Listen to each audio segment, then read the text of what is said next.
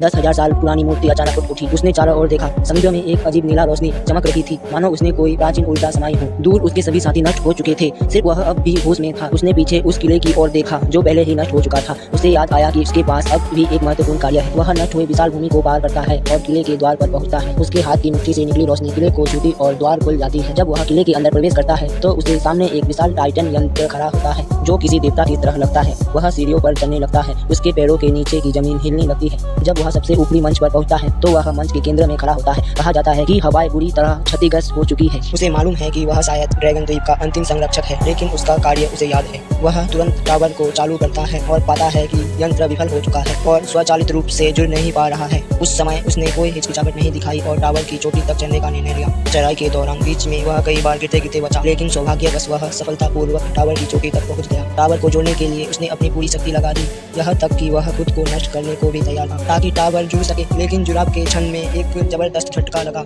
जिसने उसे हवा में उछाल दिया। ऊपर से ऊर्जा टावर पर बरसने लगी। प्राचीन टाइटन यंत्र पूरी तरह से बदल गया। एक पल में धुंध छट गई। ड्रैगन द्वीप फिर से प्रकट हुआ, जैसे कि वह जमीन